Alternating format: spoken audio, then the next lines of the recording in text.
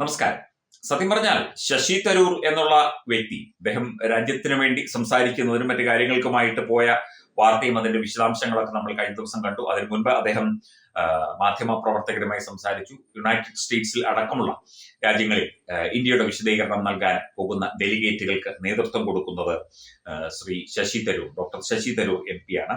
തീർച്ചയായിട്ടും അദ്ദേഹത്തിന് അതിന് പ്രാപ്തിയുണ്ട്, അദ്ദേഹത്തിന് അത് കഴിയും, അദ്ദേഹം അത് ചെയ്യുകയും ചെയ്യും എന്നുള്ളതാണ്. സത്യം പറഞ്ഞാൽ കോൺഗ്രസ് കാണിക്കുന്നത് വെറും മണ്ടത്തരമാണ്, അല്ലെങ്കിൽ കോൺഗ്രസിന്റെ ശുദ്ധ മണ്ടത്തരങ്ങളിൽ ഒന്നാണ് ഈ ശശി തരൂരിനെയൊക്കെ തന്നെ ഒഴിവാക്കുന്നത് എന്ന് കഴിഞ്ഞ ദിവസം ചില വാർത്തകളും റിപ്പോർട്ടുകളും ഒക്കെ നമ്മൾ കണ്ടു. ഒരുപാട് പേർ അതേക്കുറിച്ച് സംസാരിക്കുകയും ചെയ്തു. അദ്ദേഹം വളരെ കാര്യമാത്ര പ്രസക്തമായി തന്നെ കാര്യങ്ങൾ വിശദീകരിക്കാൻ പ്രാപ്തിയുള്ള ഒരു വ്യക്തിയാണ്. അദ്ദേഹം ഒരു BJPയുടെ MP ഒന്നുമല്ല, അദ്ദേഹം കോൺഗ്രസിന്റെ MP ആണ്. പാകിസ്ഥാനുമായി യുദ്ധം ചെയ്യാൻ ഞങ്ങൾക്ക് യാതൊരു താല്പര്യവുമില്ല. ഞങ്ങൾ സാമ്പത്തിക വളർച്ചയിൽ മുന്നേറ്റത്തിൽ എത്തും. ഇപ്പോൾ 4ാം സ്ഥാനത്തായി കഴിഞ്ഞു. 21ാം നൂറ്റാണ്ടിൽ ജനങ്ങളെ ലോകത്തിന് പ്രാപ്തരാക്കാനുള്ള തിരക്കിലാണ് ഞങ്ങൾ. തീർച്ചയായിട്ടും ഞങ്ങൾ ഭാരതം അത്തരത്തിൽ ഒരു ശ്രമത്തിലാണ്. അതിനിടയിൽ കയറി ചൊറിയാൻ വന്നതുകൊണ്ട് സഹികെട്ടപ്പോൾ തിരിച്ചടിച്ചു എന്ന് ചുരുക്കം. രാഹുൽ ഗാന്ധിയൊക്കെ തരൂരിന്റെ അടുത്ത് ട്യൂഷന് പോകുന്നത് വളരെ നല്ലതാണ് എന്ന ഒരു അഭിപ്രായവും കമന്റും ഒക്കെ ഉണ്ട്.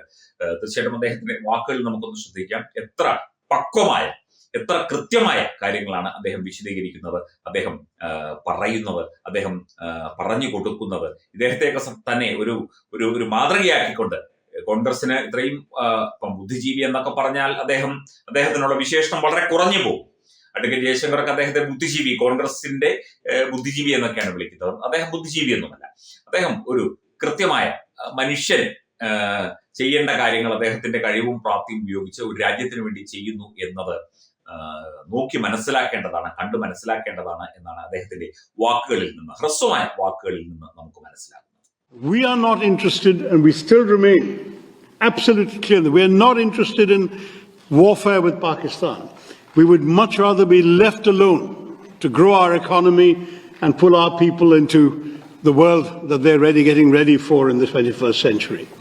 We have no desire to have anything that the Pakistanis have. Sadly, we may be a status quo power, they are not. They are a revisionist power, they covet territory that India controls, and they want to have it at any price. And if they can't get it through conventional means, they're willing to get it through terrorism.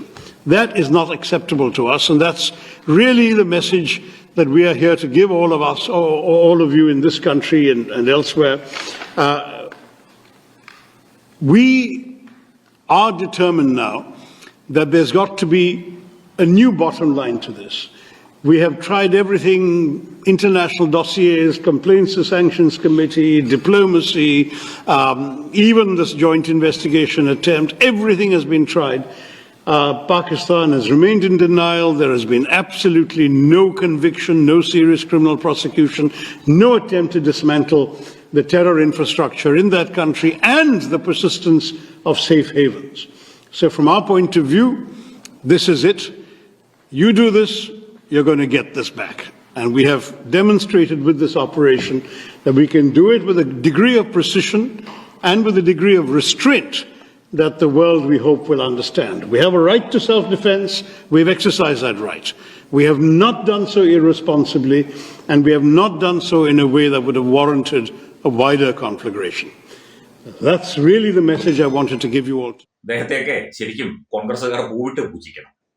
ഇത്തരത്തിൽ ഒരു നരേന്ദ്രമോദിയെയും നമ്മൾ അംഗീകരിക്കണം. കാരണം ഇദ്ദേഹത്തെ പോലെ കോൺഗ്രസിന്റെ ഒരു നേതാവാണ്, സർവകക്ഷി സംഘമാണ്. എന്താണെങ്കിലും ഇദ്ദേഹത്തെ പോലെ ഒരു നേതാവിനെയൊക്കെ തന്നെ ഈ ഇന്റർനാഷണൽ ഡെലിഗേറ്റ് ആയി പറഞ്ഞു വിടാനുള്ള ആ ഒരു ചിന്ത കടന്നു വന്നത് തീർച്ചയായിട്ടും അത്രയും ബോധ്യം അദ്ദേഹത്തെക്കുറിച്ചും അദ്ദേഹത്തിന്റെ കാര്യങ്ങളെക്കുറിച്ചും ഒക്കെ നരേന്ദ്രമോദിക്ക് ഉള്ളത് കൊണ്ടാണ്.